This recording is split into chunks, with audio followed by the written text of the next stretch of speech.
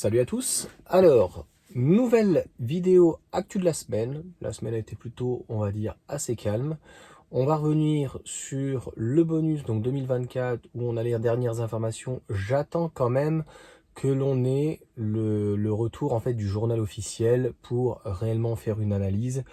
Mais on va dire que clairement, ça sent pas très bon. Donc, on va parler du bonus. Et puis juste après, donc, des autres sujets.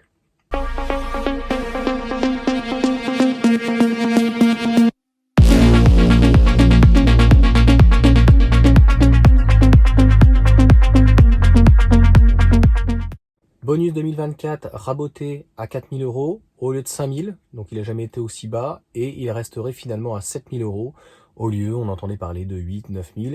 Il se passe quoi? Il se passe que le budget aujourd'hui n'a pas explosé, en tout cas au niveau du marché quand même, mais que après être passé, je sais plus, on était à 700 millions, on est passé à 1,3 milliard, 1,4 milliard, là je crois qu'on est pratiquement à 1,5 milliard d'une manière globale, parce que c'est pas que pour la voiture, il faut les voitures, les petites, les grandes, le leasing social, il y a aussi les bornes, il y a vraiment toutes les aides, les recharges, les bornes, les charges rapides, etc. Donc, il y a véritablement donc tout cet ensemble. Donc, comme je l'ai dit dans l'introduction, on fera une analyse complète, mais en tout cas, comme je l'ai dit, si une personne n'a pas forcément toujours les moyens de changer d'une voiture, s'il souhaite une voiture neuve, je pense que l'année prochaine, c'est vraiment le meilleur moment, surtout et encore plus si on est en Ile-de-France. Je referai aussi une vidéo donc très très précise là-dessus, où clairement il y a quand même des opportunités.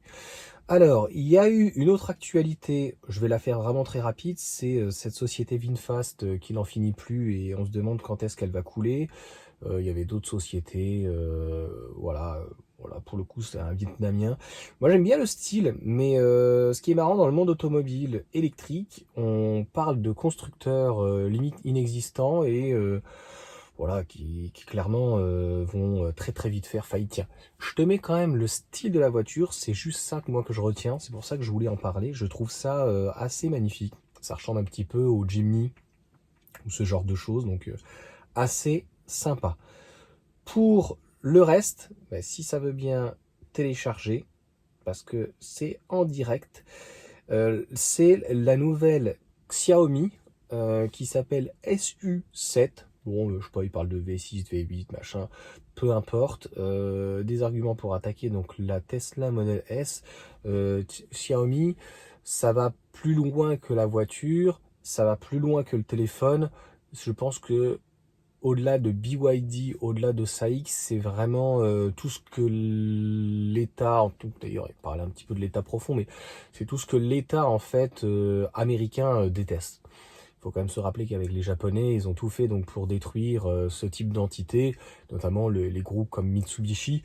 Et là, Xiaomi, on se retrouve avec un monstre qui détiendrait pratiquement la totalité, un petit peu comme Sony. Sony est quand même très très très fort dans beaucoup de choses. Bon, Sony Ericsson, les téléphones maintenant, c'est fini. Mais le style me fait penser à une Porsche. Tiens, je te mets le style de la voiture. Euh, Très sympa, très sympa. Et c'est pour ça que c'est très important en fait de fusionner, on va dire pratiquement comme je l'ai déjà dit, trois choses. Le look, le style, l'efficience, la motorisation, etc. La partie logicielle et la partie batterie. Et je dirais que quand tu sais gérer les trois, là c'est le combo parfait.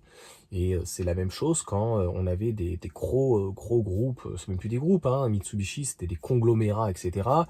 Qui va de la banque aux pompes à chaleur, enfin la partie chauffage, les voitures, enfin l'ingénierie, pratiquement toutes les industries sauf agroalimentaire pratiquement. Donc c'est des monstres, hein. Clairement c'est vraiment des monstres. Donc je te laisserai regarder les différents articles. Voilà, encore une fois les batteries, ça reste le domaine de BYD et de CATL, éventuellement LG ou Panasonic. Donc là ils travaillent avec CATL. C'est très compliqué d'être bon partout. On le voit même avec BYD. Moi, je trouve que voilà, au niveau des batteries, c'est intéressant. Mais clairement, BYD ne ne font pas encore de voitures clairement excellentes. Qu'est-ce que j'ai comme message? Colis livré, c'est magnifique. La recharge des voitures électriques devient gratuite à Montpellier. Donc ça, j'ai trouvé ça intéressant. Là où je suis d'ailleurs en Vendée, j'ai vu à Saint-Jean-de-Mont 41 centimes la recharge. Je pense que l'agglomération ou la mairie, ils doivent le payer aux alentours des 10 centimes, aurait pu proposer une borne, un petit investissement de quelques milliers d'euros, quelque chose d'utile, et de le mettre à disposition en fait des gens, moyennement par exemple une carte. Donc c'est plutôt pas mal. La métropole de Montpellier a décidé de donner un coup de pouce aux possesseurs de voitures électriques en développant la gratuité de la charge. Cependant, il faut remplir certaines conditions. Le budget des Montpelliérains devait être soulagé. Enfin, ceux qui sont amenés à se déplacer très régulièrement, en effet, le 21 décembre, les habitants de la métropole profitent de la gratuité totale du réseau des transports en commun. Ce n'est pas tout, puisque les propriétaires de voitures électriques vont également profiter de la gratuité, donc sur du 7,4 et du 22, 600 points de recharge. Bon, voilà, je te laisse regarder les conditions, mais je trouve que c'est intéressant, c'est pas ça qui coûte cher à une mairie. Je dirais à l'extrême, elle pourrait très bien avoir un photovoltaïque avec une batterie en dessous et une charge. Ça fait un gros investissement de base.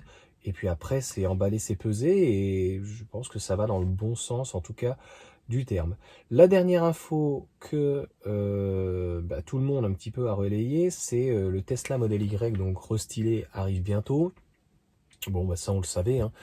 On savait que l'année dernière, le Model 3, ils ont commencé à arrêter, ou en tout cas à stocker la chaîne à partir de février-mars. Et puis, ils ont arrêté la chaîne de montage, je crois que c'était mars-avril. Et ils ont fini tout le stock mai-juin, donc de l'ancienne. Ils ont passé juillet, août, septembre, et puis après, c'était banco. Donc, comme on l'a dit, je vais même pas relire l'article et je sais très bien comment ça se passe maintenant. Là, j'ai compris comment Tesla était, pourquoi ils font ça. Alors, la seule chose que j'ai pas comme réponse, c'est donc là, ils accélèrent en fait en Chine parce qu'ils sont en train de perdre des parts de marché. Je l'ai déjà expliqué ça. Ils étaient sur une baisse à peu près de 10%. Mais je n'arrive pas à expliquer pourquoi ils ont fait une mise à jour entre deux. Très concrètement, je vois vraiment pas l'intérêt. Donc en commentaire, si tu as une idée, si franchement le modèle arrive grosso merdo entre, je sais pas, souvent ça va être fin de trimestre de toute façon, donc si elle arrive en juin-juillet, donc avant l'été ou un petit peu après l'été, quel était donc l'intérêt sur un peu plus de 6 mois ou 9 mois, d'intercaler quand même une petite mise à jour assez profonde quand même, toujours la même chose, hein. Les fameuses barres de LED, c'est ce qui plaît beaucoup aux Chinois. Les Chinois, ils adorent ça. Quand tu vas dans un restaurant chinois, tu vois bien, il y a des lumières, etc. de partout. Et puis, plus de puissance. Est-ce que franchement, c'est super hein, de passer à, de mémoire, c'était 5 secondes 9 au lieu des 6 secondes 9. Maintenant, est-ce que c'est un très très gros argument? Peut-être par rapport à la concurrence sur place chinoise. Donc voilà pour les derniers éléments et les dernières actualités de cette semaine. Très franchement, je me suis pas foulé. J'ai regardé vraiment les articles, il y avait très très peu. T'as vu, j'ai pas trop collé en fait à l'actualité. Je dirais qu'on est en pleine fête. Donc je vais faire la vidéo donc pour clairement donc ce soir, donc vendredi en tout cas ou samedi. Je vous souhaite de bonnes fêtes et puis on continue. De toute façon, j'ai plein de vidéos donc qui sont déjà prêtes pour déjà la semaine prochaine. Je vais profiter de ce petit soleil aujourd'hui pour enregistrer toutes celles logiquement en partie ou tout ou partie en tout cas de la semaine prochaine. Et puis bon week-end, profitez bien, faites attention à vous et avec modération quand même.